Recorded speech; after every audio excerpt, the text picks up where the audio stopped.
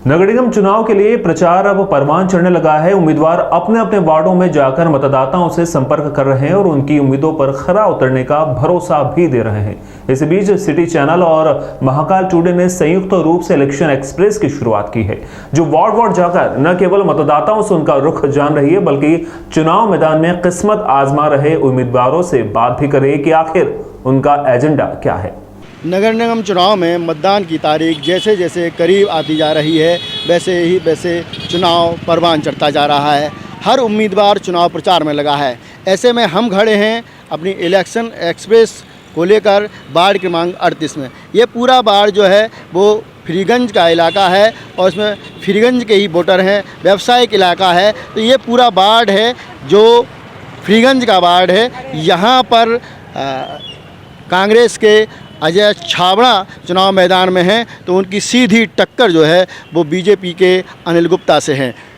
तो अजय छाबड़ा का हमारे पीछे ही कार्यालय है और सबसे बड़ी बात यह है कि इस वार्ड में सबसे बड़ी समस्या ये साफ़ सफाई, नाली और अतिक्रमण की। यहाँ एक पोर्च का भी बड़ा मामला है, जिसको लेकर लोग जो हैं, यहाँ के रहवासी हैं, हमेशा कहीं ना कहीं दिक्कत में रहते हैं। तो इन सभी समस्याओं को लेकर हम बात कर देंगे। जो उम्मीदवार हैं कांग्रेस के अजय छाबड़ा जी, उनसे बात करेंगे और साथ ही बात करेंगे उस उम्मीदवार से जो बीजेपी को बिलोंग करते हैं, अनिल गुप्ता जी से।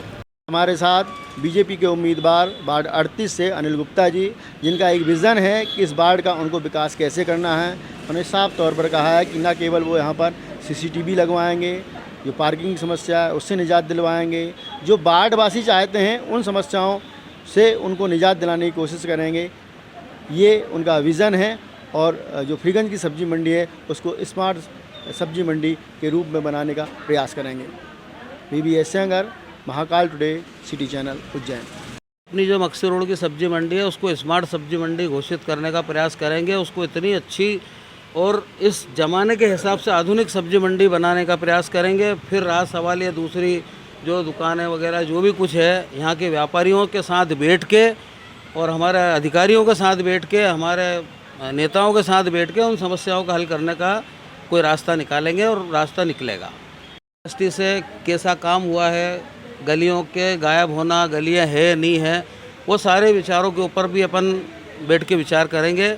अब इसके पहले क्या हुआ है, जब अपन जनता के बीच में जा रहे हैं तो समस्या अपने को मिल रही है और उन समस्याओं को अपन लिख के और उनका निदान करने का लोगों से भरोसा दिला रहे हैं। लोगों को हमारे ऊपर भरोसा है और हम उनका काम करेंगे।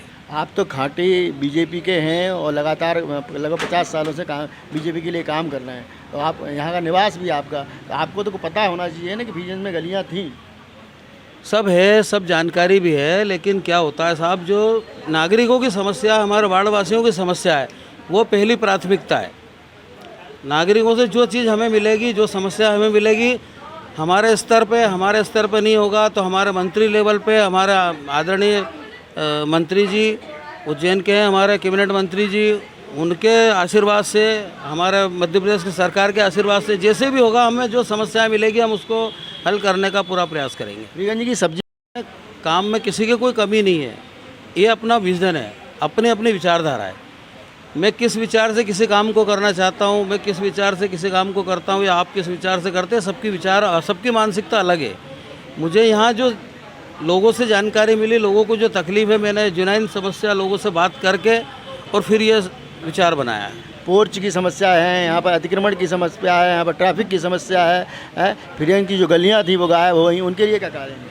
पोर्च की समस्या का स्थायी हल अभी हमारे महापौर जी ने प्रयास कर रहे हैं और शायद हो सकता है 1-2 दिन में इसकी घोषणा हो जाएगी कि फ्रीगंज की जो बरसों पुरानी समस्या और फ्रीगंज के लोगों की मुख्य समस्या, मेन मुद्दा है पोर्च का, तो हो सकता है 1-2 दिन में हमारे महापौर जी इसकी घोषणा कर दें और पोर्च की समस्या का हल भारतीय जनता पार्टी का बोर्ड बनेगा और हो सकता है हमारा महापौर जी, हमारे माननीय मंत्री जी, हमारी सरकार के द्वारा यह समस्या भी हल कर दी जाएगी। फ्रीगंज की गलियाँ की बात करूं तो बुद्धि प्रकाश जी सोनी रहे, श्रीमती राजश्री जोशी भी रहीं। राजश्री जोशी के समय में सबसे बढ़िया जो व्यवस्थित कार्य हुआ वो यहाँ की सब्जी मंडी, जहाँ पर कि सब्जी के जो वेस्टेज सब्जी थी वही डिस्पोजल से उसको खाद वगैरह बनाने का काम निश्चय करा और एक प्रयास करा कि एक सब्जी मंडी पूरी व्यवस्थित रूप से वहाँ पहुँच जाए। परंतु ये भी नहीं कह सकता कि वो 100% वो सब्जी मंडी सफल हो गई, क्योंकि आज भी सब्जी की दुकानें यहाँ पर लग रही हैं। पर मेरे को ऐसा लगता है कि जो धीरे धीरे जो कल्चर आ रहा है उसके कारण एक ही जगह पर, क्योंकि लोगों की व्यस्तता बहुत बढ़ गई है, तो ये नहीं हो सकता कि किराने का सामान ये यहाँ लेने आए और सब्जी लेने इतनी दूर जाए, क्योंकि किसी के पास आज के ज़माने में समय नहीं है। तो हमको कुछ ऐसी भी व्यवस्थाएं करना होगी कि यदि मार्केट में व्यक्ति आता है तो उसी जगह छोटी छोटी सब्जी भी इसको यहाँ आराम से मिल सके, ताकि लोगों का समय भी बचे और एक मार्केट व्यवस्थित रूप से दिखे। ये अनुभव किया गया कि यदि सब्जी एकदम हटा देते हैं या फल व्यवसायी हटा देते हैं तो उनका रोज़गार भी ख़राब होता है और लोगों की एक दिक्कत एडिशनल 2-2 किलोमीटर दूर जाने की। इस बारे में हम सब लोग मिलजुल के वरिष्ठ नागरिक और पार्षद से बात करेंगे कि कैसे इसका सुंदर समायोजन हो, इस व्यवस्था को कैसे अच्छा बनाया जाए, ऐसा प्रयास करेंगे। बुद्धि प्रकाश सोनी जी ने भी अपने क्षेत्र में अच्छा कार्य किया, सफाई व्यवस्था में विशेष ध्यान दिया और बनते कोशिश नागरिकों की हर समस्या के लिए वो हमेशा तत्पर है।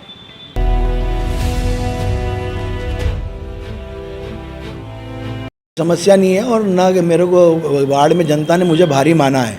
मुझे अपार जन समर्थन मिल रहा है, माता बहनें मुझे बहुत आशीष दे रही हैं।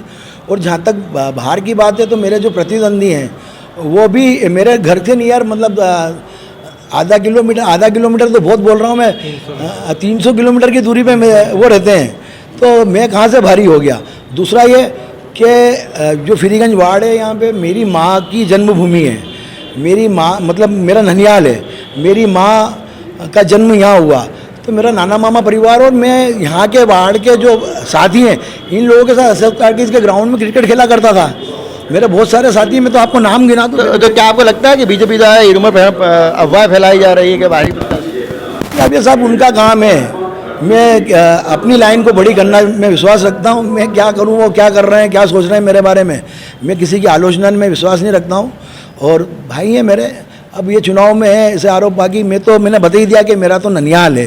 गर्मी के 3-4 महीने की छुट्टी तो मैं यहीं बिताता था नाना मामा के यहाँ। अब जहाँ मेरा इंटरव्यू ले रहा हूँ पास में ही जो रावल अपने इनका बरामदा है, इसके अंदर मैं खेला करता था। जो आपने विनायक होटल है बाहर, इसके अंदर जो बरामदा है इसके अंदर हम लोग बच्चे जब छोटा था, मेरे को याद है मेरी मेमोरी में, जब मैं वहाँ खेला करता। फिर बड़े हो गए थोड़े तो अशोक टाकीज के ग्राउंड पहुँच गए, वहाँ खेला करते थे। तो यहाँ के जो सीनियर लोग हैं वो हमको क्रिकेट खेलना भी सिखाते थे। तलाटी फैमिली यहाँ से चली गई है, मेरे एक मित्र थे, झांझरी फैमिली थी यहाँ पे, बढ़जातिया फैमिली है, बहुत सारे लोग हैं। जो एक कौशल मेरा मित्र हुआ करता था, वो सब क्योंकि फ्रीगंज यहाँ पे व्यापारिक क्षेत्र हो गया तो लोग छोड़ के भी चले गए हैं। तो मैं तो नामजद बता सकता हूँ, किसी भी फुलवानी फैमिली है, यहाँ की सिंधी फैमिलियों में मेरे पारिवारिक रिलेशन है।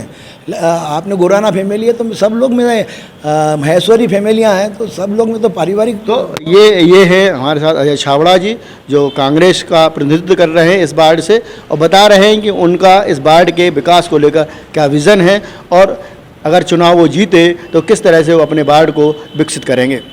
क्या आपको लगता है क्या नगर निगम चुनाव फिर आ गए हैं, फिर बीजेपी और तमाम वादे के साथ उतरी है बीजेपी भी कांग्रेस भी, तो आपको क्या उम्मीद है नए पार्षद से और पिछले पार्षद कितने खरे उतरे हैं?